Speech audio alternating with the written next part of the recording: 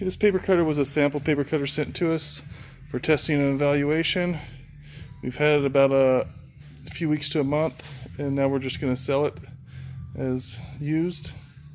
It's still in pretty much like new condition. We test cut it about 10-20 times just to make sure it works good and try to learn it a little bit. I'll go over some of the, there was a few scratches on places like the stand. I think there's that. There's some stuff going on there. That looks like there's a little nick.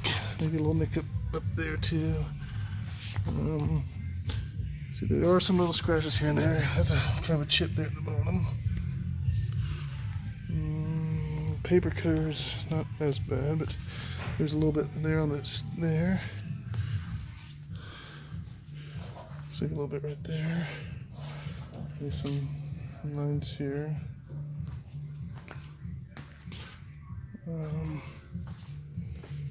That's probably maybe a little one right there. A little bit going on there. Not too bad, but there are a few chips here and there. I'll try to put some other pictures in there of the chips, but I'm just going to go over this and try to tell you everything I know about it, because there is no owner's manual for this, so this will be your owner's manual of this video. You got your handles to when you this stand will require assembly, and you have these handles. You'll need at least 3 strong guys to put it up. We recommend a strong guy here on this corner. You got a handle here, under here, and a handle here. So one guy can lift here, another guy in that corner. It'd be even better if you had 4 guys, one on each corner. But this back is not near as heavy, so you can have a guy here like this on the 2 handles. And it wouldn't be a bad idea to have another person to help you guide the. There's like leg posts about that long that fit inside here, and you just got to guide it and line it up to fit inside there. After you assemble the stand, stand's pretty simple to assemble. It's just a pull out for paper waste. And you do have a drawer down here for storage. I think that's pretty much it. Let's turn it on. I'll go over some of the safety features first. One safety feature, this is a 1-person machine, so you do not want 2 people here operating it. Because one of the safety features is you have to use both hands to do a cut. If you had a second person here, that person could, be doing whatever with their hand and getting in the wrong place. But to do a cut, you just push reset and push and hold both cut buttons. Keep holding them until the blade comes back up and stops. Then you can release the cut buttons.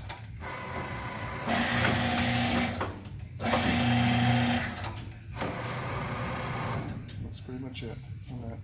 And I'll do if you can put your hand, like there's an infrared grid here, as you can see. See this green light here?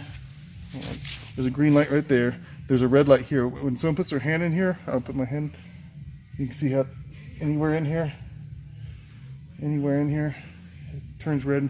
Once that detects a hand or anything like that, anything in here, it will kill the cut immediately. And I'll do a sample cut, and I'll have the camera holder put his hand in there during the cut, but not near the blade, just to activate it. Ready? Okay, he put his hand there and it stopped. It does an E1 fault, infrared. It says infrared, so it's just your infrared grid. Something broke the infrared and made it stop. Okay, here's your reset button. I'm gonna go a little further with it. I can reset it now and the clamp would go up, but I'll go a little further with it and let the blade come down. You get your reset button. This is basically for like if you're cutting through a stack of paper or whatever and it gets stuck for some reason. The number 1 reason why it would get stuck is you got a dull blade, you haven't changed in a year or 2, and it's just dull and it's having a hard time going through a stack of paper and it just gets stuck. Here's your reset button, it'll just reverse it back up. So you can get the old stack out and change your blade if that's what you need. Okay, you do have a paper push here. If you activate it, a little arrow will appear there with a number 100 next to it, an arrow going down, a number 100. If you push it, it'll go off. When it's activated and the 100 and the arrow down is on, basically after, like right now it's at the 18-inch mark. If I did a cut, after the cut's over, it's gonna push the paper stack forward 4 inches. You can hear it moving in there. Now it's moving back, and that's the paper pushing the forward. If there was paper in here, it would push the paper forward about 4 inches so you can grab it, so you don't have to stick your hand all the way into there. And that's all that's for. You can turn it on or off, that paper push. You can go over a few of these features of this thing. Obviously you got your on-off switch here. I think I showed that. It turns it on and off. There is a fuse in this thing here. If you ever lost power, you want to check that fuse in the bottom back there. If you ever, the machine wouldn't turn on. These are just forward and back on your paper push. Just push and hold. And just moves the paper push. That's going back there. It pushes the paper forward or back. You got your. You can input a number also. You just hit the delete and type in what you want. 1200. That's 12 inches. And push OK. And the paper push is now moving to the 12-inch mark under there.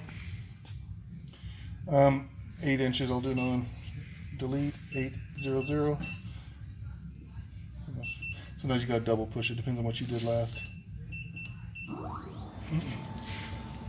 So I pushed last time. I pushed, like, if I did it again now, I'm going to push it. All it does is highlight the 8 inches.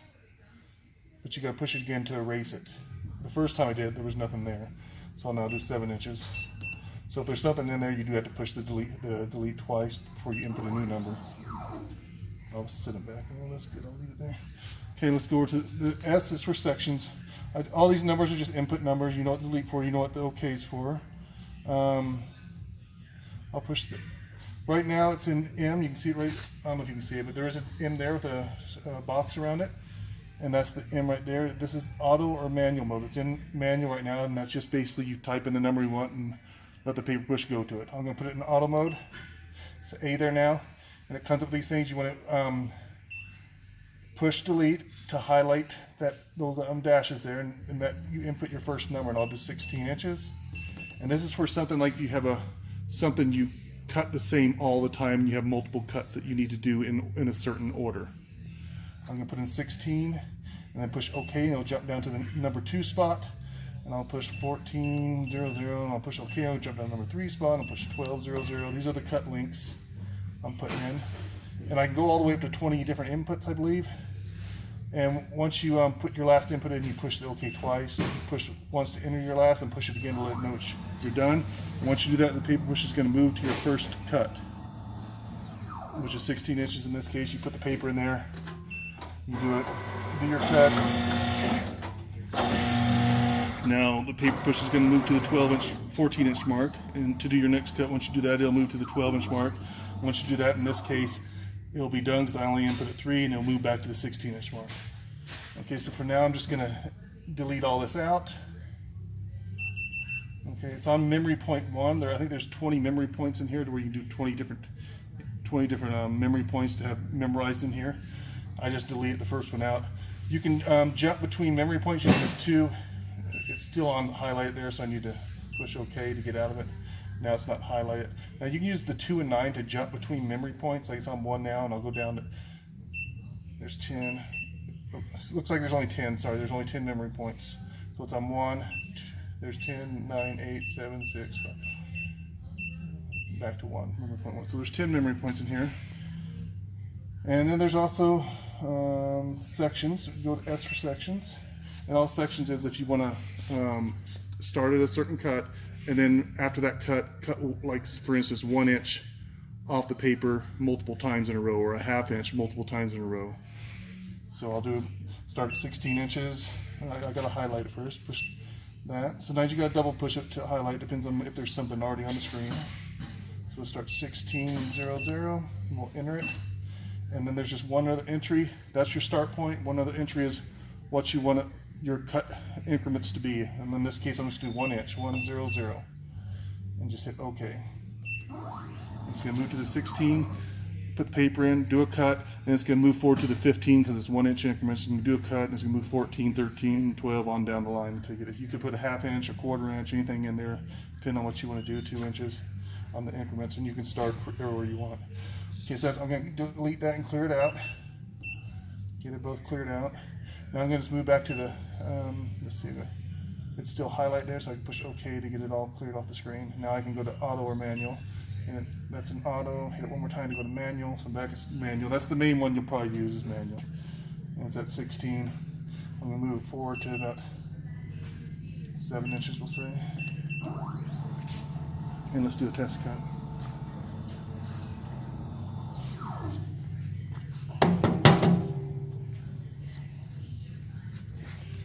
You got teeth on those things. I like to keep it towards the center somewhere. I mean, You do have a paper jogger if you need it.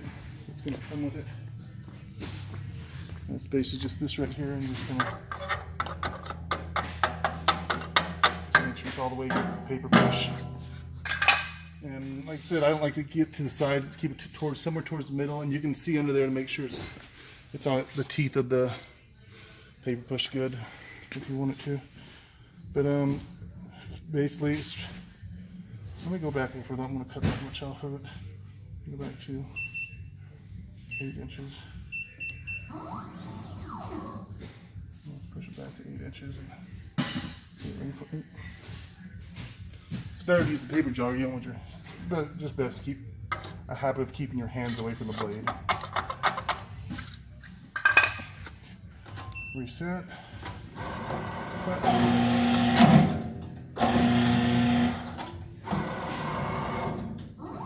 I have this paper push activated, so it's pushing it forward 4 inches for me.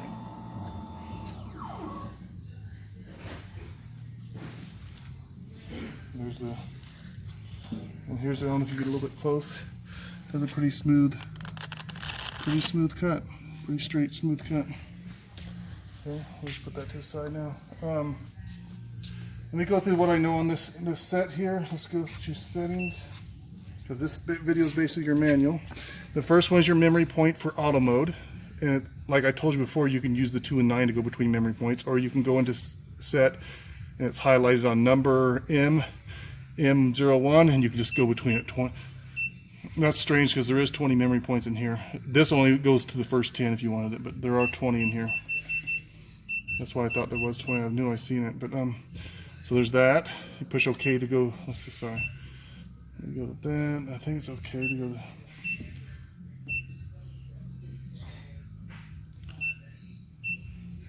Oh, you press set again to go to the next one. I couldn't remember. Okay, it's on when you first put it, it's on that. Now I push set again to jump to deep. Deep is the pressure the blade will come down. I got it set to 20. That's pretty standard. If for some reason you can't, it doesn't make it all the way through the paper, first you want to make sure you got a blade that's sharp. Then otherwise you can increase the pressure. I think it goes up to 30, I believe. 30 is the max. Once you start getting past 25 and up, I think it does it like it does a double push. It comes down and comes up a second, and comes down and does another push to give it an extra like double pump push, just in case it's having a hard time to go through the paper. But when it gets to like that, you might want to check your blade and make sure it's a sharp blade. So anyway, that's you can change the pressure, how much pressure if you do a lot of short stacks, you can get away with a pressure of 10. If you do a lot of like full reams, 20, maybe a hair more, I don't know. But you'd have to it's gonna depend on the sharpness of your blade. But anyway, you just input something and push enter if you wanted it. So let's like say to 21, enter. Now if I go back to it, it's on 21, but I'm gonna put it back to 20 now. Enter. Go back to it. Memory deep, which is the pressure of the blade coming down. Unit inch, I can go here, millimeter or inch. I'm gonna keep it on inch. This REPR, it doesn't do anything. It's not this machine doesn't have that option, whatever it is. I don't even know what it is, but it's nothing. Press, it's at 7. That's the max. I think it's 1 through 7, and that's the pressure of the clamp, how hard the clamp presses down and holds the paper. So I think it's at its max right now. I'll try 8 and see. Oh, there, 6, 7. Yeah, it won't go up any higher. 7's the max. You can go all the way down to 0. It looks like. But we'll just keep it at that. And self is also, there's nothing you can do with it. It's also it's a feature that this cutter does not have. The REPR and the self is a feature this cutter does not have.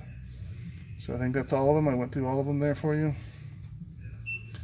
And that's basically it. It's a nice cutter, works great, cuts the paper quick and good. It's going to come with these tools. This section here. Here's your cord for it. The power cord's going to plug into the side. You got a wrench here for a few things.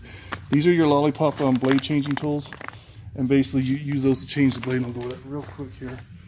We do have videos for changing blades. So see, there's 2 spots where there's like a slot there. You would take those 2 out, put these in. Do not operate it once these are in. Some people have done that and it just breaks off. And then you start removing the rest of your bolts. Once they're all removed, then you can drop it down and carry the blade with these lollipops, and then put your new one in the same way, in reverse order. But we have videos online for changing blades, so I would watch that before you do anything else.